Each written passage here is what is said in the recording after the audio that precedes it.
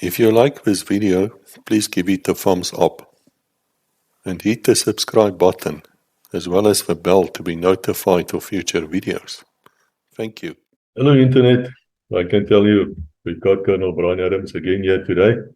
You will remember the man, 3-1 Battalion, 201 as we also called it, the Bushmen, commander there.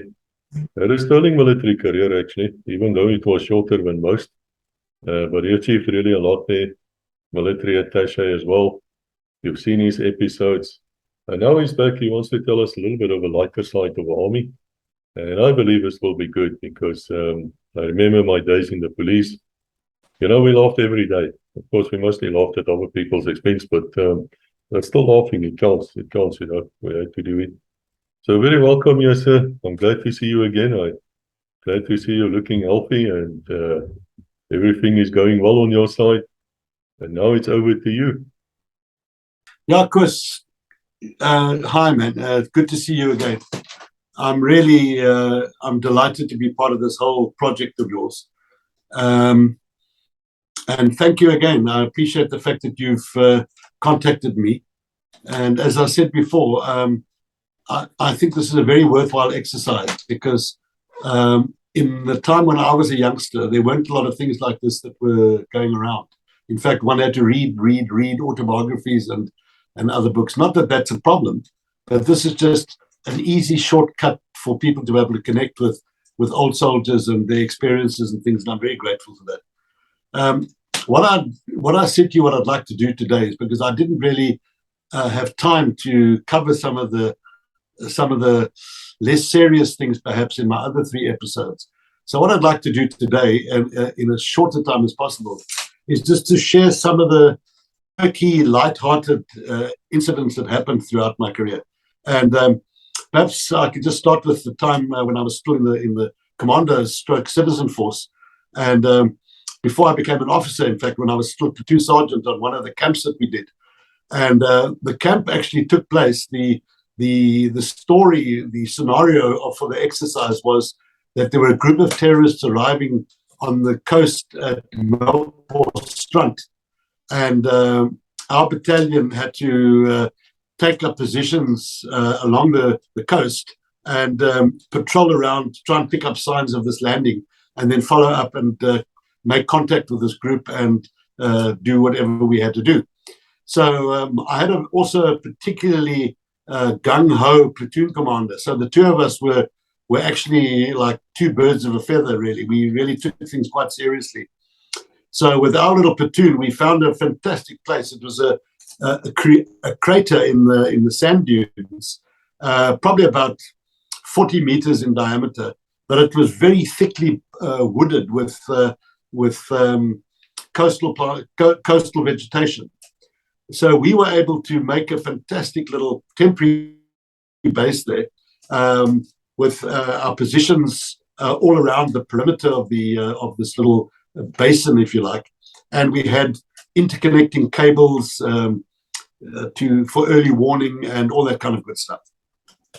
Anyway, on this one particular day, the lieutenant and I had just briefed one of our sections who was going out on patrol.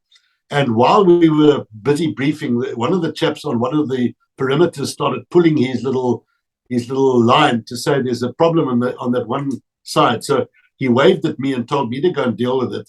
And I crawled over to the side of the dune where I could see what was going on the other side.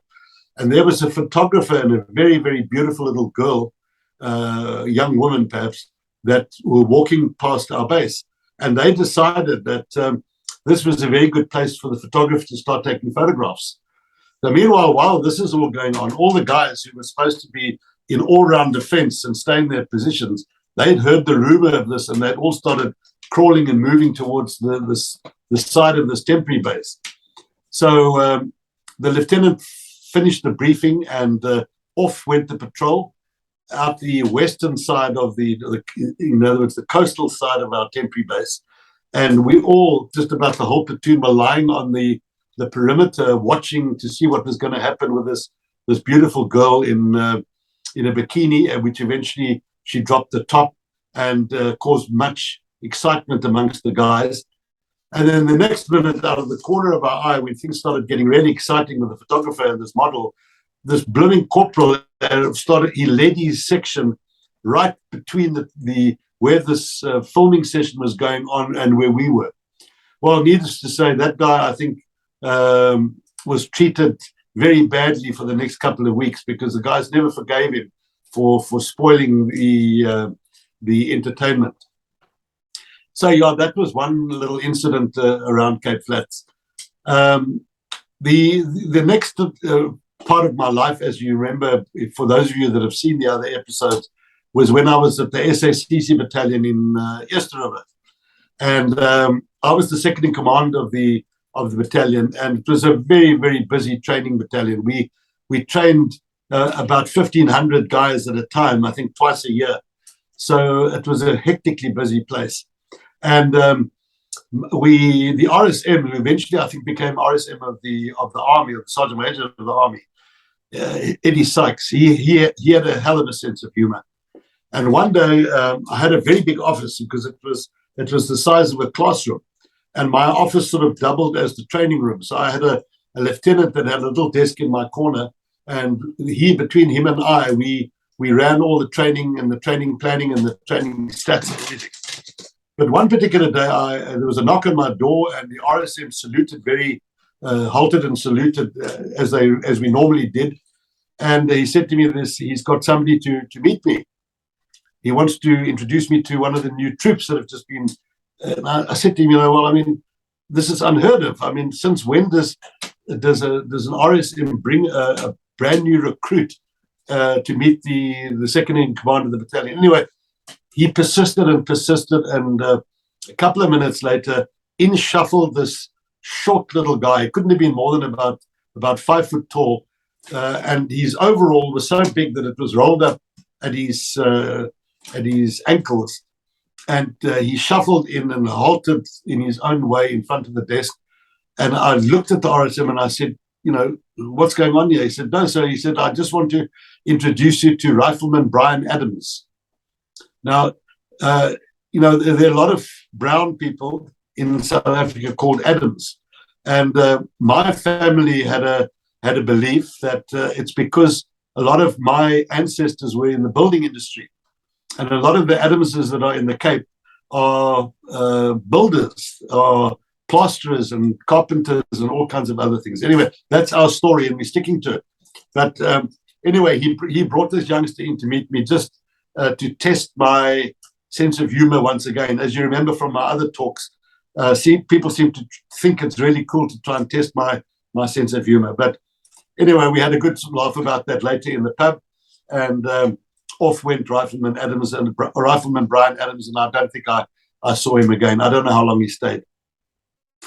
The other funny incident I had there was with my OC, Willie Stradom, who was, as I mentioned in my initial episode, was a real character. And Willie was a very keen angler. In fact, I think he had a share in a commercial fishing boat. So at every opportunity, every Wednesday afternoon when we had sport parade, he and some of the other guys in the headquarters that were keen on fishing would go out in his boat into False Bay. And one year we had a new intake of some leader group, some lieutenants and things. And we were sitting, Willie and I were sitting in his little lounge set up in his office. And this one lieutenant came in, quite a cocky little youngster. And Willie was talking to him about everything. And he said to him, do you catch fish? And the guy looked at him and he said, no, sir, I drink at home. Because, there's that joke, are you a fisherman or are you an angler? Because anglers are serious fishermen. Fishermen are drinkers and catch fish as well whenever the opportunity exists. But needless to say, that youngster thought he was being very funny. But the joke didn't go down very well with old Willie. And I don't think Willie ever invited him on his fishing boat. But to end off my time at SACC, as the second in command, I was very hands-on. I was always all around the base, checking on things, making sure that everything was happening. And there were a lot of really weird things, which I'm going to put into my book, but which I haven't got time to talk about now. But there's one particular day, I went to our hall. We had quite a big hall, which is the size of a school hall, because the headquarters that we had was actually an old school that was converted. And the guys were having their medicals. And there were little pockets of guys being seen by the guys who were doing the eye tests and all kinds of things. And there was this one youngster, just in his scants, standing in the corner with his arms like this. And I thought, well, this is very weird, because he keeps standing like this. And eventually, having stood there for a while and watched what was going on, I noticed that he had one breast that was a fully formed C-cup breast. And this youngster, obviously, shame, he obviously came from quite a disadvantaged environment. And there was obviously no opportunity for him ever to have anything done about this problem. So I called him aside. I think the RSM was with me or something. And I said to him, listen, get this guy to get dressed and bring him over to my office. I want to have a chat to him. So I chatted to him, and I said to him, would you like us to send you to 2 military hospital to see if they can do anything for that? Because, I mean, it must be obviously a hell of an embarrassing thing for this youngster. So he said, yeah, sir. He said, I've had this problem basically for the last 3 or 4 years, since after puberty. And it's always been a problem for me. It's always been an issue. And I've never had any way of sorting it out. So eventually we took him to 2 mil, and the guys there were very, very empathetic, and they did an operation, and they removed all the fatty stuff in the breast, and he came back with a couple of stitches and quite normal, and carried on with his training. But one of the guys said to me, that there was a positive and a negative to this. The positive was that the guy had this thing removed, but the negative was that we deprived him of earning a lot of money in the barracks, because he could have charged the earth to all the other guys to have a little feel every now and then. But anyway, that was my time with the Cape Corps. I had a wonderful time with those guys. And then, of course, as you know, I carried on with my life and went on staff course and all that kind of things. But before that, I'd been in Ondangwa, as you may remember, with 5-3 Battalion, as the second in command there. And there were also some quite light-hearted things that happened there, perhaps. And the one was our neighbor to our base, an Avambo man. He was a minister in the Avambo caste, a guy by the name of Peter Kalangula.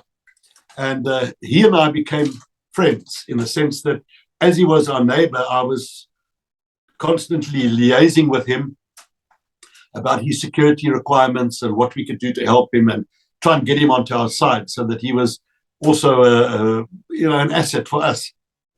And he just took to the fact that I had enough respect for him to visit him and find out if he was doing okay and all those kind of good things. And he used to visit us in our base from time to time whenever he needed to.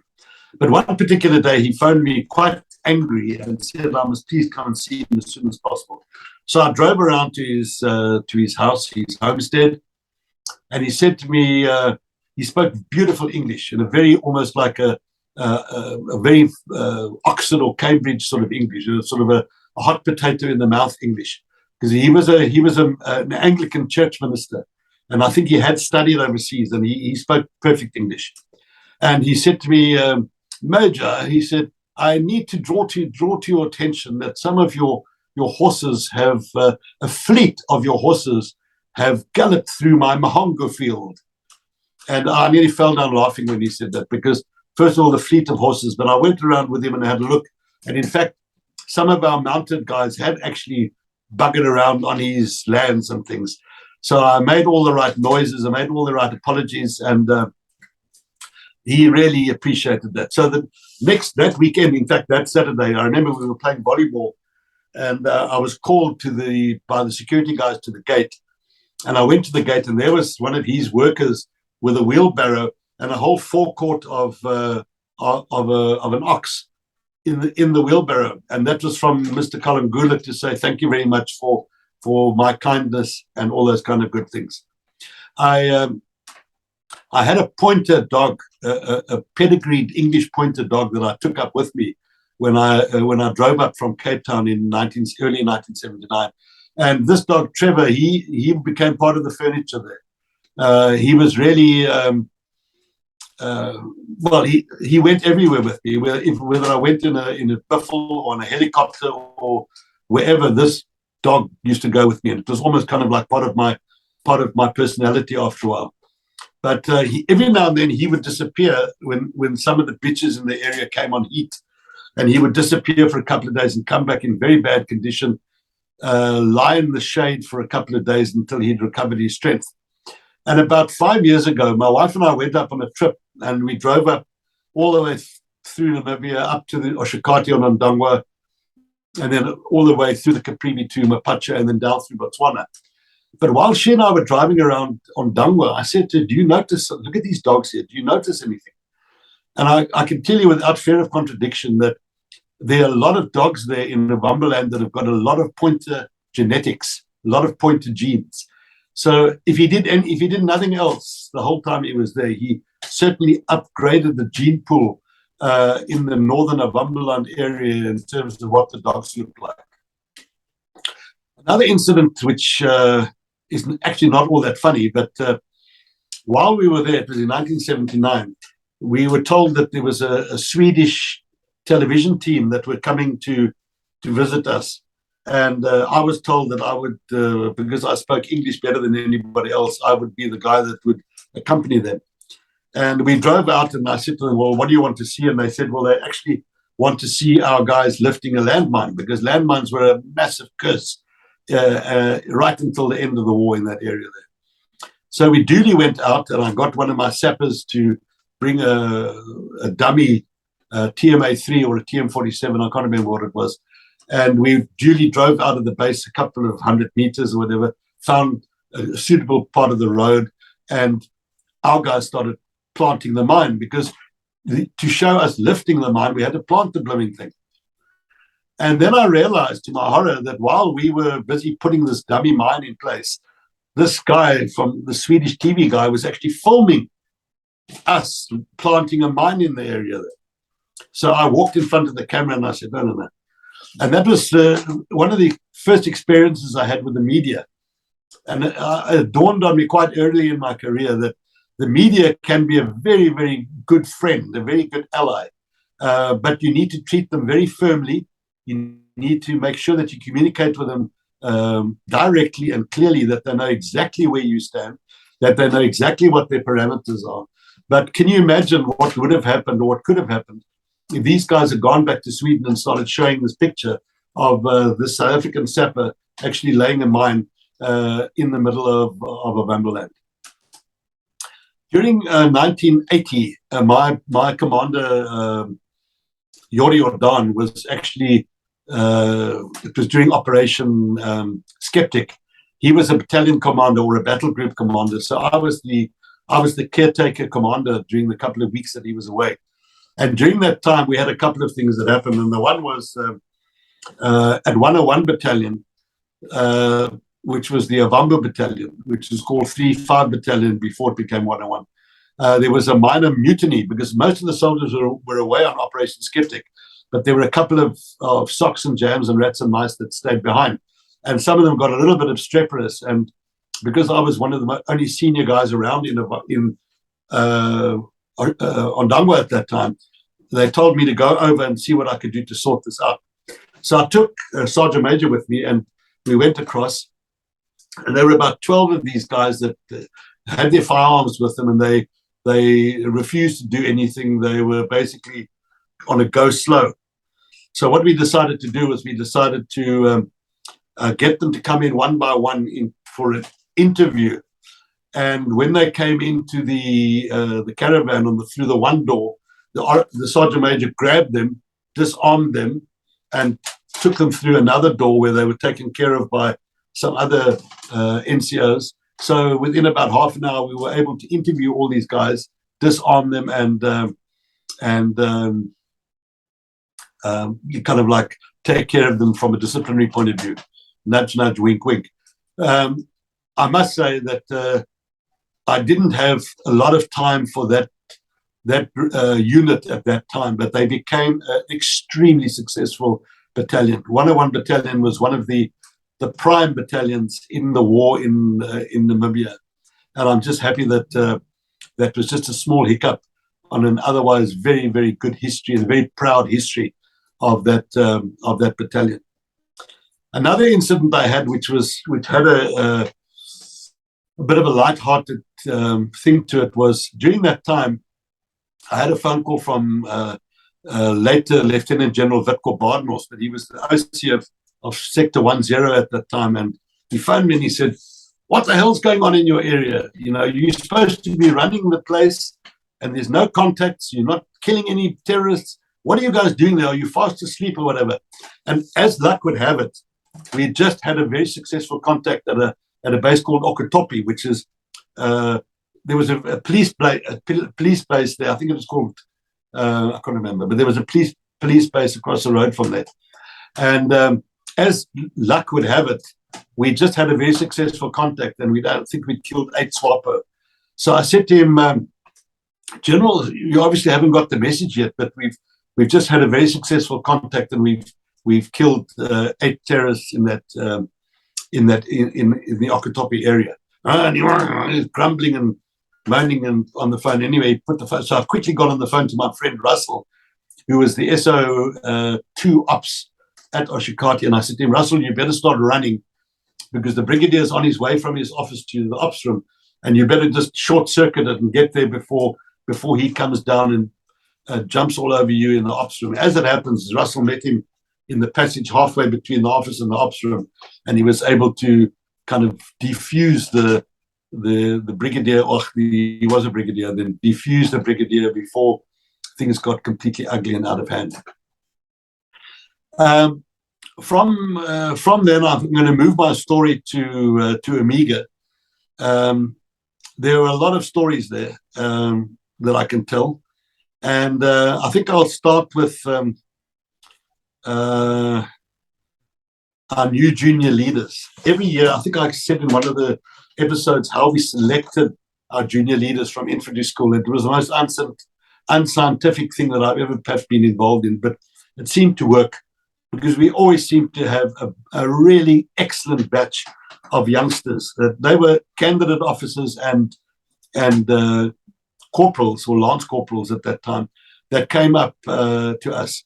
And what typically happened is they arrived around about the middle of December, and they would arrive at the base, and we had a kind of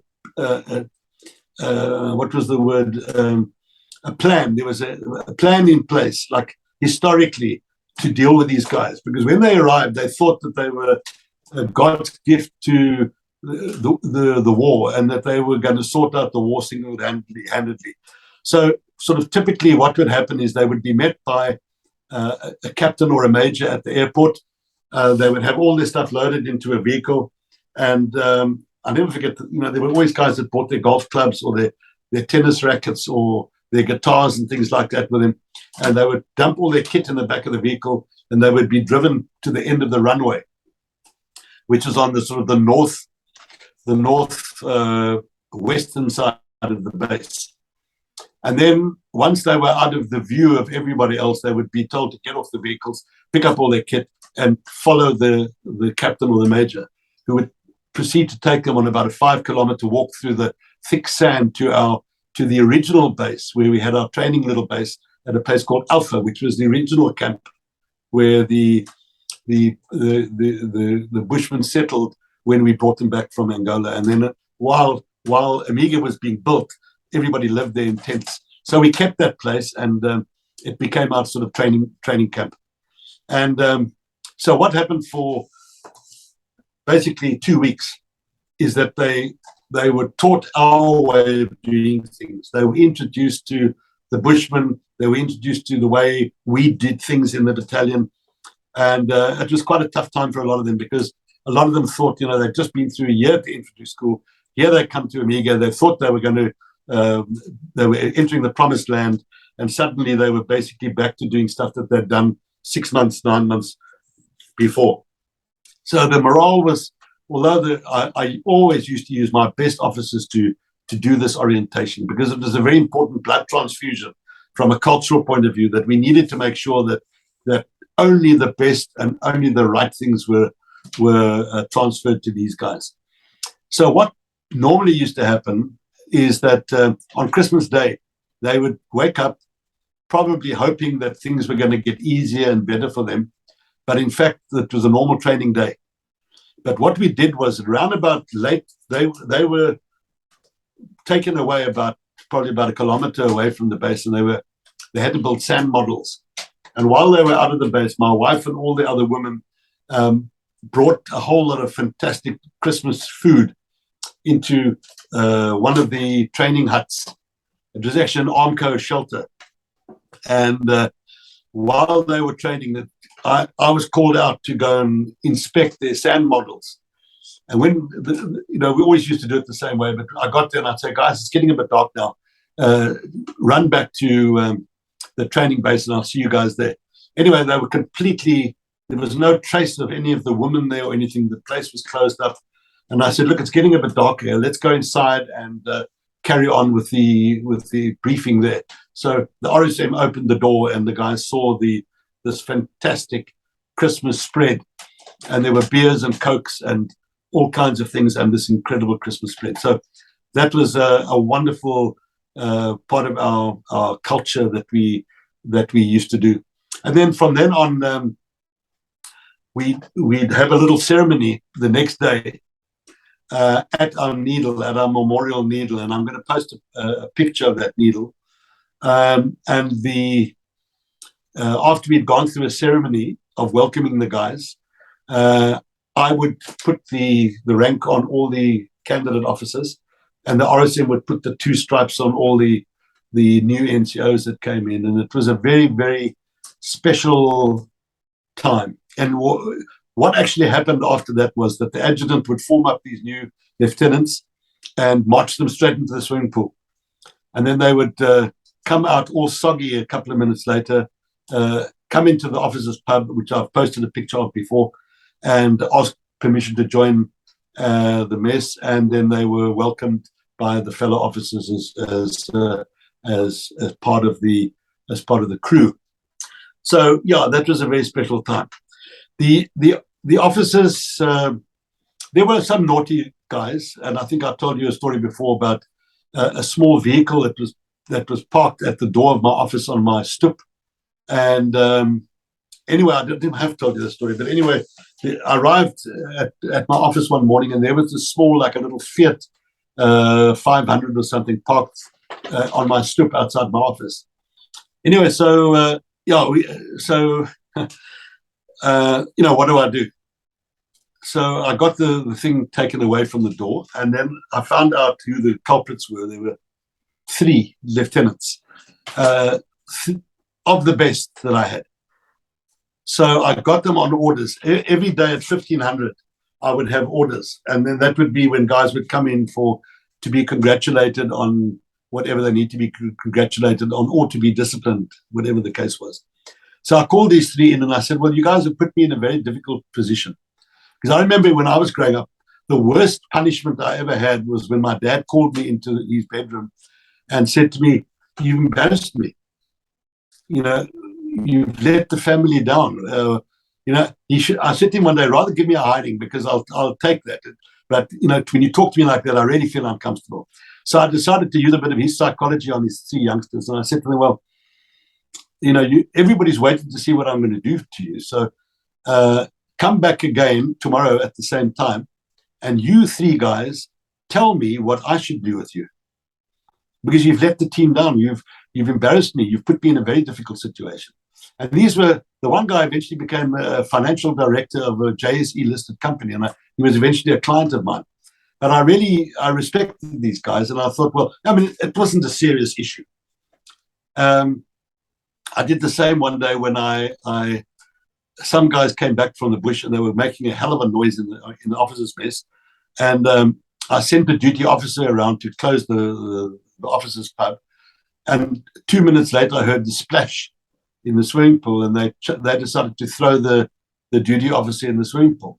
So it was exactly the same situation where I had to say to the guys, well, I'm actually not angry about this, but you've put me in a situation where I've got to take action.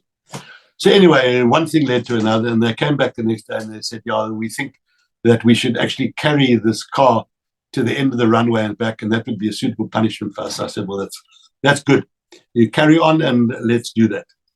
Another funny thing that happened was that the RSM and I shared a lot in terms of the way we viewed army life, etc. And we were both quite regimental.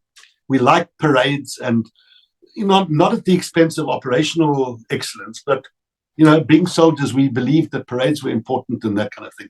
And the RSM was an excellent drill chap, so the Bushmen also liked marching. They marched beautifully, and especially with our bonnies that we used to wear with a little black ribbon on the back. It looked very, very smart.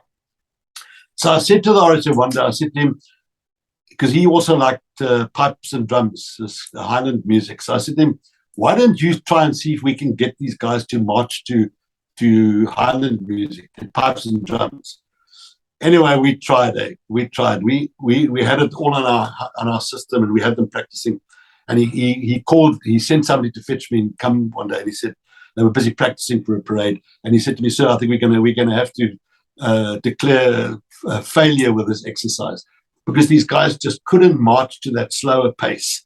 And so you can imagine, I mean, people must have thought we were mad, living in the middle of a war, trying to get our Bushmen to march to pipes and drums. A very funny story was we had, as I mentioned before, we had a lot of really interesting visitors from all walks of life. And this one particular time, we had this very, very famous Afrikaans singer that came along. And what normally happened was that the NCO's mess was the home for all these visitors, because they were often too many. And it's just kind of like happened that way, that when the visitors came, most of them were accommodated or looked after in the officers' mess, in the NCO's mess. And this one particular evening, it was really quite a wild party that went on there. And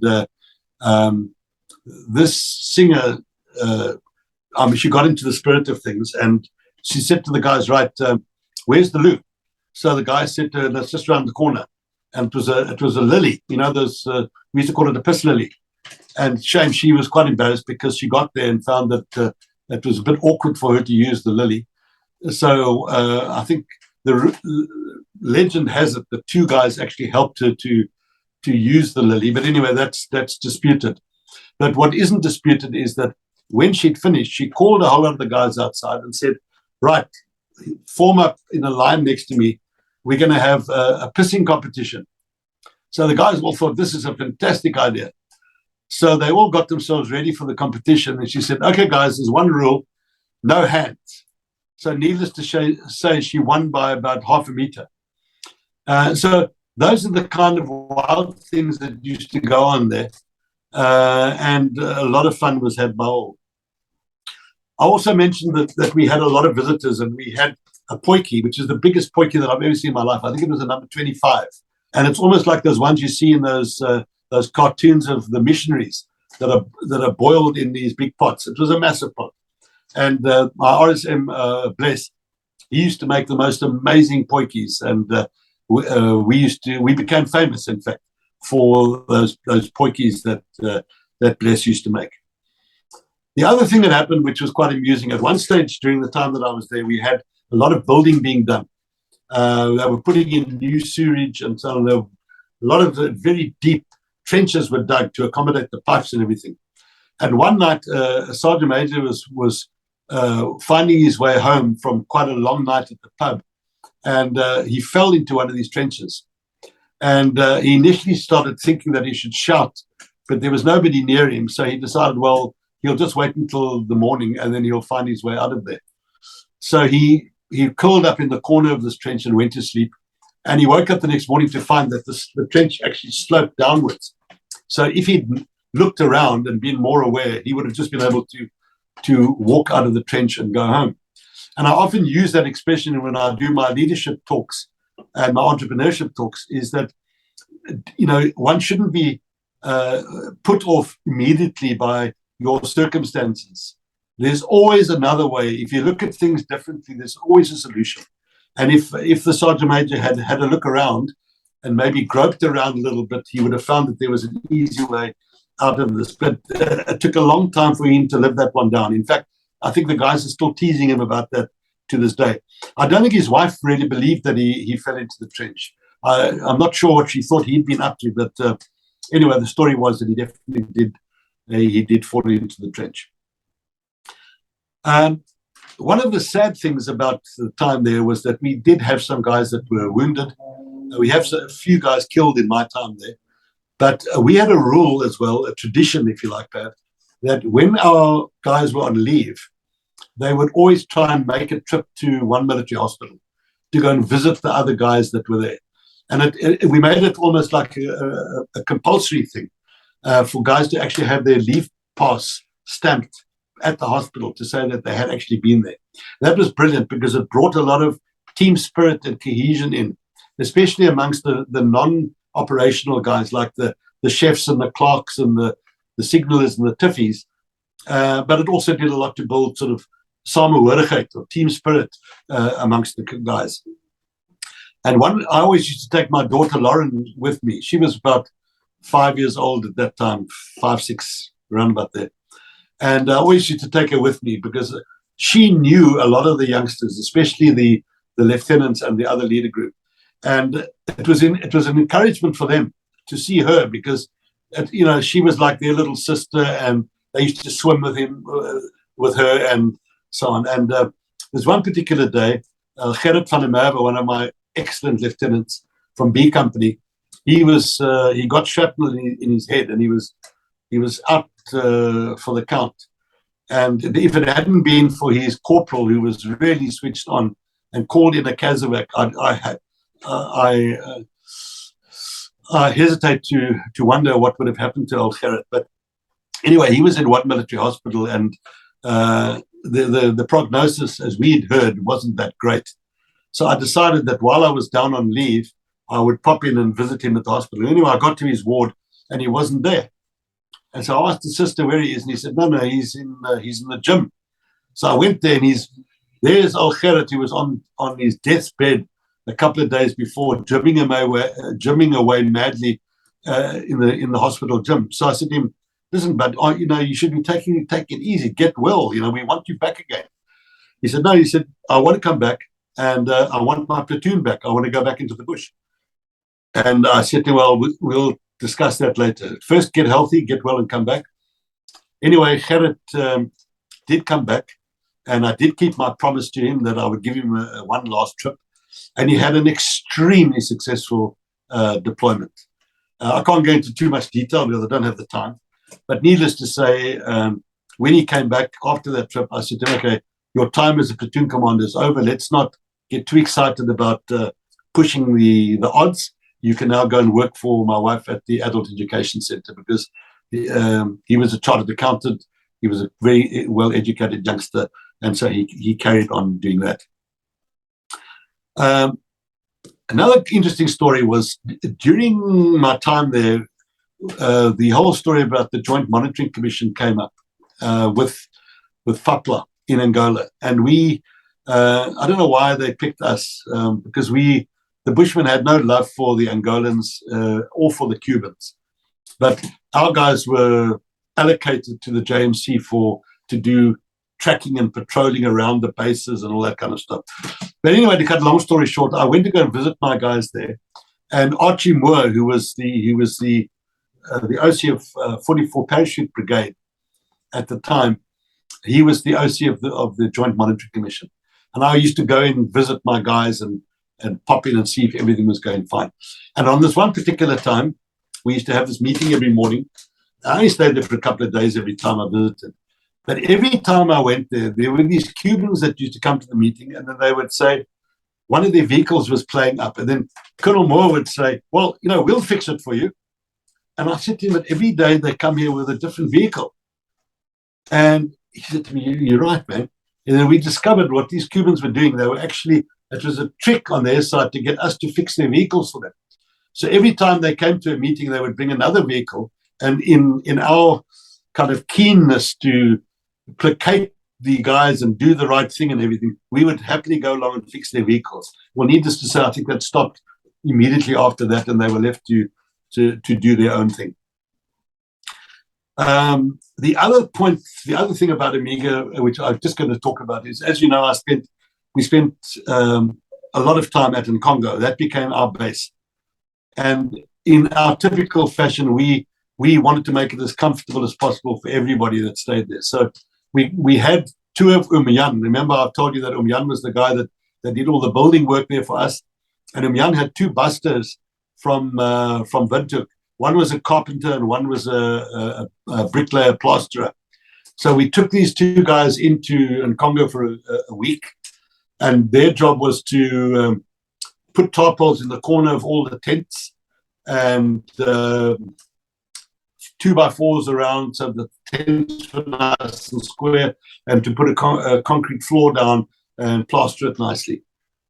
But we couldn't let these guys get away with a peaceful time up there, because they were actually quite terrified to be in that operational area. But they were nice guys. They were really, really good, the salt of the earth kind of guys. So we thought we'd put a trick on them one night. And we had an 81 millimeter mortar section. And every now and then, every couple of weeks, we'd fire the fire plan just to make sure that the things were still set up correctly and that all the targets were in the right places and things like that. So one evening we waited till these two guys and their tent was right next to the mortar pit. I think I've got a picture that I'm going to add to it. Anyway, these guys happily went to sleep, snoring away. And when the snoring reached a suitable level, the signal was given and the 81 millimeter mortars started firing. Well, if you haven't heard of 81 millimeter mortar firing, you know, it's like the 35 AK gun that they used to pull my leg at Mupa. These two dear old guys also levitated, horizontally on their beds. So we opened the pub again for them and we gave them a regmaker just to settle their nerves a little bit, and then everybody went to sleep. Then my time in Taiwan was full of stories that I could tell, and I'm probably going to write a lot more of them in my book. But the one guy that really stood out there was General Geldnäs. He visited during one time there, and he made, as he always does. I mean, I have the greatest respect and admiration for him. I'm so sad that he passed away a couple of years ago. But he, in his own inimitable way, left a mark with the Chinese in Taiwan. I'll never forget that they taught us about Sun Yat-sen's three principles of the people, which is their Bible, if you like, for the Republic of China. And one night when we went, after we'd had a big dinner, and he said, let's go somewhere else. And I took him to Snake Alley, which is a place that the Chinese asked me not to take him there. But we had a liaison officer, and the liaison officer eventually convinced the powers that be that he would, he wasn't going to be nasty about it. And we took him along. And that's when that incident happened where the restaurant owner saw the general on the video and got all excited on the TV. But I'll never forget, he was sitting outside one of these Buddhist temples on the steps with this young couple who were the liaison couple that from the Chinese. And he sat down there and he said, right, I've been hearing about the three principles of the people for the last couple of days. I want to tell you about the three principles of Jan Geldnäs. And there he had this group of 5 or 6 of us sitting on the steps in his own humble sort of way. And there he was telling us about the three principles of the people, three principles of Jan Geldnäs. One of the things about him at another dinner we had, which was with the Minister of Defense, in fact, it was the night before that incident in Snake Alley. The Chinese have a tradition that junior officers drink on behalf of senior officers. And the reason for that is that senior officers then don't get drunk and embarrass themselves. So they had a system of what they call designated drinkers. And we used to laugh about it because as South Africans, we could drink them under the table. We are good drinkers, almost kind of like traditionally. And then we often find at these big dinners that one of the Chinese guys who had been appointed as a drinker, he would pass out on his chair and then they would drag him out of the dining room and bring back another fresh-faced guy as a kind of reserve. Anyway, this particular night, I was the designated drinker for him. And after a couple of rounds, he said, no, this can't go on any longer. He said, I'm a two-star general. I'll drink for myself. And he, unbelievably, I said to him in Afrikaans, I said, do you think this is a wise decision? He said, no, leave it to me. And he, from that moment on, anytime there was a toast, he drank a toast with the guy. I mean, to this day, I think he's an absolute legend there for his ability to drink. I mean, he had a nickname lead feet, because he did have a constitution. Well, he had a couple of tricks up his sleeve, which I later learned about. But he had the ability to drink quite a lot. The other thing which happened while he was there, which he found very, very amusing, because in our army, when you were 55, you needed to go on retirement. And he mentioned to me, why are all these admirals and generals so old? And the way the Chinese worked is, if you were in your early 70s, you were still a very operational guy. And I think they've got that right, actually. I think we got it completely wrong, because a lot of our generals and admirals died very soon after they retired. But anyway, this particular evening, he said to me, why are these guys all so old? So I reminded him of a story that I'd heard one day from General Howe, when I mentioned a particular admiral who was probably in his early 70s. And he said to me, he said, Admiral Wong is a very promising young officer. And that's the story that I told General Gelden, and he found that very interesting, very funny. But these old guys, they were characters. I used to play golf with a lot of them, and they enjoyed it. They really enjoyed the golf.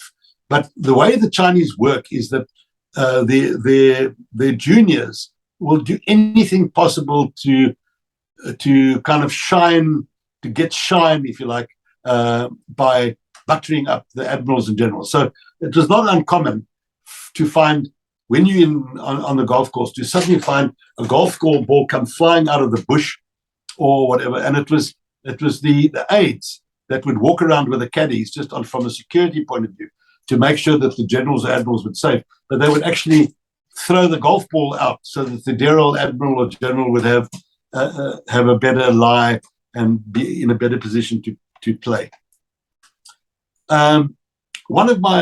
I mentioned in my earlier episode that I visited just about every possible place that it was possible to visit. And one of my most memorable visits was to the military academy. And the military academy there, unlike ours, which has probably in those days about 35 to 40 graduates a year, this place was, maybe 500 guys in the whole 3-year period. So you work that one out. And I was invited to speak to them in this massive dining room imagine a dining room with 500 guys in it. And they're all sitting at long tables on benches. So where we were sitting at the table at the top, looking out on this thing, there were these rows and rows of guys. And they're all virtually the same size, length, height, and they've all got short haircuts. They've all got black hair. They're all in the same uniform. And then when the time came for me to make my talk, to do my talk, somebody gave orders, and as one man, they lifted their legs, they swung their legs around, and they were all facing, instead of being facing the table, they were facing the top podium. And I'll never forget, I can see it in my mind's eye now, it looked like a huge spider, because it was like this huge thing that did this. And I'll never forget that as long as I live. But I was so impressed with what I saw at that military academy. And I wonder where those guys are that were youngsters in those days. I wonder how many of them are now in senior positions in the Republic of China military, who are now generals, perhaps. Some of them certainly would be, who are now part of this whole effort to deal with the possible threat from China. So I often think about those youngsters, and I wonder if they're all well and happy. And another interesting thing that happened was that as I mentioned, I think in my earlier episode, we used to have a Republic Day, and we used to have it. We used to really make a big thing of Republic Day there, because, as I mentioned, we were not the flavor of the month. We were actually assuming that we could to wave the flag and create an opportunity to sell South Africa. And I remember they used to fly in boxes and boxes of proteas, and the ladies in the embassy used to make beautiful decorations and things like that in this huge hall at the top of this beautiful hotel. But this one particular year, for the first time, I think it must have been about 1987, there were a whole lot of younger Chinese women there, civilians. And they were actually not Chinese, they were coloreds, South African coloreds, or brown people, as I believe some of them prefer to be called.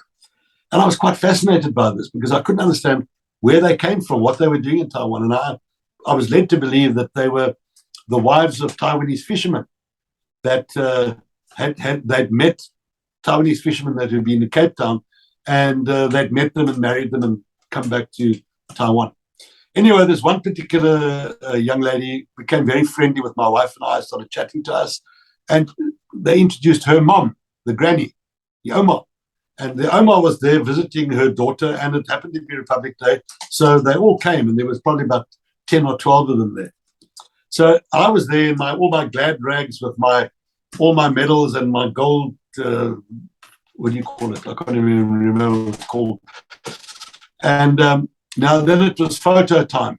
They needed to have a photo with my wife and I and the whole crowd. And I must have looked a little bit reluctant, because this young woman eventually looked at me and she said to me, "Colonel, don't be afraid, man. We're all South Africans now." So I thought to myself, this was really cool, because I don't know what she thought I was thinking, but she made sure that the whole crowd of them with their husbands gathered around my wife and I for a photo opportunity with this guy all dressed up in his army uniform. Needless to say, that was quite a tragic thing. It had a tragic side to it, because a lot of them were brought back to Taipei and then dumped, left to fend for themselves. And I think the embassy, especially the consular section of the embassy, had quite a lot of incidents that they had to deal with, where these people had to be repatriated or looked after in some way or another. Another story against me, perhaps, was that on one attaché visit that we did a couple of attaché visits every year. They'd take us as a group to various places. And this one particular place, there were two of the guys that didn't have their wives with them. So when all of us who had our wives with us went to bed in this beautiful hotel that we stayed in a city called Kaohsiung, they stayed on and partied on. And what they did as they walked down to their rooms is they knocked on all the doors of all the rooms. So I got up to see who was at the door, and I was just in my boxers and a T-shirt. And as I looked around the corner, the door slammed closed. My hotel room door slammed closed. And my wife, her one ear is a little bit faulty, and she must have been sleeping on her good ear, because as much as I knocked on the door and tried to wake her up, she didn't wake up. So there I was standing in the door of our bedroom. Also, I'd had quite a lot of toasts that night, so I wasn't in top form. I wasn't in show quality. So I eventually ended up falling asleep while standing at the door, until my wife woke up and realized that I wasn't in the room, came out to see what had happened to me, and there I was. I almost apparently fell into the bedroom because I'd been standing up fast asleep in this hotel. So yeah, there were a lot of really amazing stories about stuff that happened in the time that we were there. Just to end off, I've got two quick stories from Durban, from the time that I was in Durban. The one was just before I left, before I resigned and left, we had a massive color parade where all the regiments under my command trooped their colors. And it was a fantastic parade, and we'd been working on it for really quite a long time.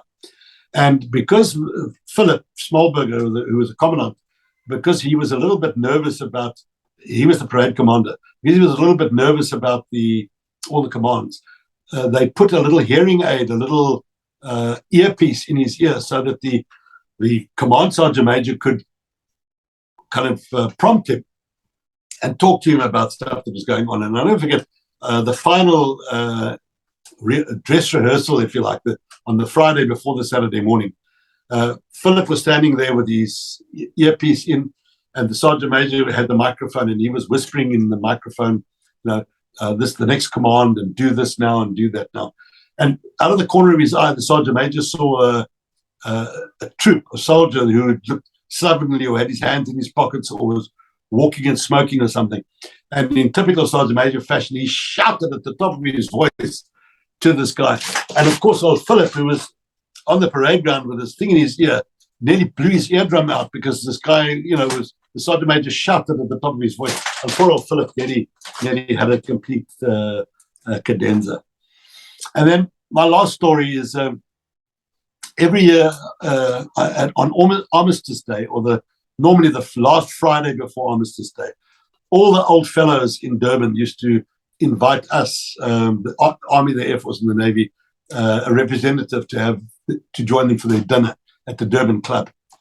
And each one of them, showing these old guys, each one of them was appointed to look after one of us. And there's one particular year I had this old guy, I think his name was, they called him Uncle David. He was a real character. And if you walk, we had drinks in the pub, and then when they rang the bell, we were escorted to walk down the passage to the dining room. And I think Uncle David had arranged it. But what they have in the club, in the passage, is they have a box about that size with a glass front. No, it hasn't got a glass front. It's made of black felt, and it's got black ribbon across it. And if a member dies, they put his card in there with his name on, so that the other members know, oh dear, old John has died or whatever. Then they know. It was long before WhatsApp groups and all that kind of stuff, of course. So while we're walking down the passage, one of the Indian waiters stops Uncle David and says to him, Uncle David, they all call him Uncle, weirdly. I mean, he must have been a part of the furniture there. Have you noticed that there are 2 cards in the box today? And Uncle David stopped in his tracks and he said, God, he said, I hope mine's not one of them. So on that note, needless to say, we had a hell of a good laugh about our Uncle David. But on that note, Chris, I'm going to end it. I think I've had far too much to say. And I just hope that it puts a smile onto some faces and indicates that although war is a very, very serious thing and it's not something one should ever take lightly, there are light-hearted moments that happen throughout life. And what would life be without those things which kind of make things bearable under any circumstances? So once again, thanks for the invitation, Chris, and congratulations with your project, and I hope it goes from strength to strength. We are very grateful for people like you, sir, who actually came to us and tell us these stories. I remember General McGill Alexander, and I might be wrong, but I think it's him. There were so many.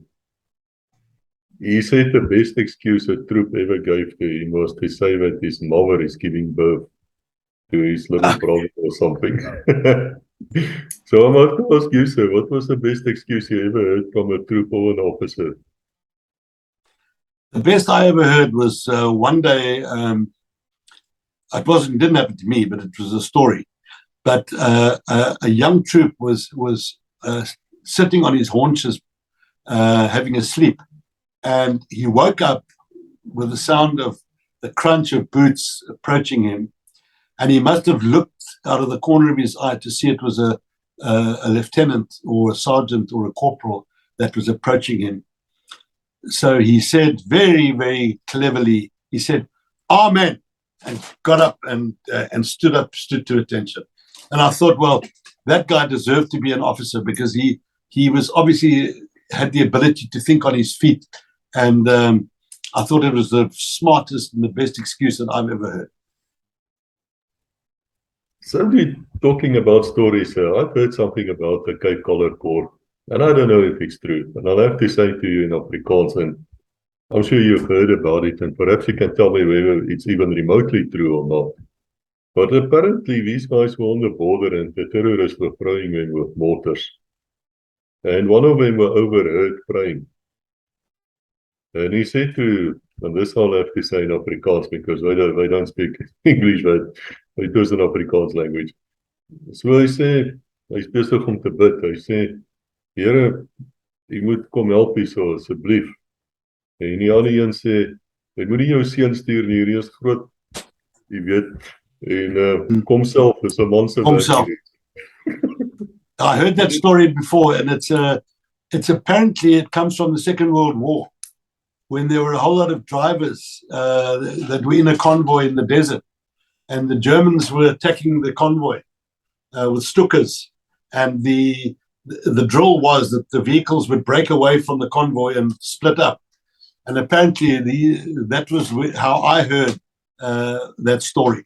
You know, the badge that we had the Lady of Good Hope on the badge. It's and the nickname of that lady was Mrs. Murphy or Miss Murphy, because Miss Murphy was she was a lady in Cape Town that was very charitable, and during the war she provided a huge amount of charity stuff that was given to the families and also sent up to the desert for the guys that were up north. So the guys very, very proudly talked about their Miss Murphy badge that they used to wear. Yeah, they were characters. I mean, they taught me to eat snoek with appelkoos confit. I learned so much from those guys in terms of not taking myself too seriously. Perhaps was the most important thing I learned from them. Is that important, sir, as a commander, not to take yourself too seriously? Oh, I think it's look. It's not only important in the army. I think it's important generally, but leadership, leaders generally. I mean, the ones that I've had an affiliation with, or I've felt close to, have been guys that generals and other senior people that I've worked with who have had a human side to them, that didn't take themselves too seriously. And even subsequently in my civilian life, the leaders that I've really felt a common thread with, if you like, or felt an affinity for, have been the guys that have been able to laugh at themselves and not take themselves too seriously. So I've I do a lot of talks on leadership and things, and one of the things which is a cornerstone of that talk is you don't take yourself too seriously. I mean, you are leading. You don't need to be a jackbooted Nazi to do it. I mean, there were a couple of guys that I've mentioned a couple of them in the episode that took themselves extremely seriously, but behind their backs, the guys used to laugh at them. The guys used to find any opportunity to tell a story about this guy that made a fool of himself. So yeah, I think generally don't take yourself too seriously, no matter who you are. I've met some clever officers on this channel, so I have to tell you, I'm so impressed with the SADF and what they produced. It's just fantastic. But General Borman of Special Forces, he told the story once of the JMC, of this Joint Mission, Monitoring Commission. Monitoring Commission, yeah, that's it. So he said they met there, and they were flying helicopters, and then the Cubans arrived with a medical doctor. And so the next time he arrived with his medical doctor. Yeah. And then the Cubans arrived with something else. And he said, well, I don't know exactly what I'm going to do, but they're not going to get me from behind. So he brought his chaplain. Oh, wow. And it went over so well. He said even the pilots, the Cuban pilots, went to the chaplain to, the Roman Catholic thing to get the blessings or whatever they do. But I have to ask you, sir, when you write this book, please come and tell us about it. When you're done with that book, don't let us steal here. And since you're talking about leadership lessons, if you wish to record one of those leadership talks of you, we would really want to hear it. Yeah, sure. Before I go, I wanted to tell you a quick story. You reminded me of it now. There was a guy who I respected greatly, a guy by the name of Brigadier Dick Lord. He was a colonel at the time, and he was the the head of the Air Force in Sector 10. And he was an accomplished guy with a serious operational track record. But he was a wonderful guy, a hell of a sense of humor as well. And there was a lieutenant who I flew with quite a lot by the name of Lieutenant Moses. And he, at that stage, we were, and I used to fly. I spent hundreds of hours flying around with Lieutenant Moses. And he was a naughty little bugger. And eventually he made a name for himself he was a co-pilot in the Dakota and had Chief of the Army on board, and they shot the back tail out of the Dakota, and he and the pilot managed to land this aircraft safely at Ondangwa or wherever they landed. But one day, as the story goes, Colonel Lord, as he was then, was in the ops room at the Shikati trying to get this guy, this Lieutenant Moses, to do what he wanted him to do. And no matter how often the guys told this lieutenant to do what they wanted him to do, he didn't do it. And eventually the colonel pulled rank, grabbed the microphone and said to him, "Moses, this is the Lord." And needless to say, that brought the house down. And eventually this naughty little bugger, he eventually listened to the colonel and did what the colonel wanted him to do. But I thought, what a sharp sense of humor to say, "Moses, this is the Lord speaking." I was cracking up here with that one. I can just imagine this pilot looking around. Which Lord?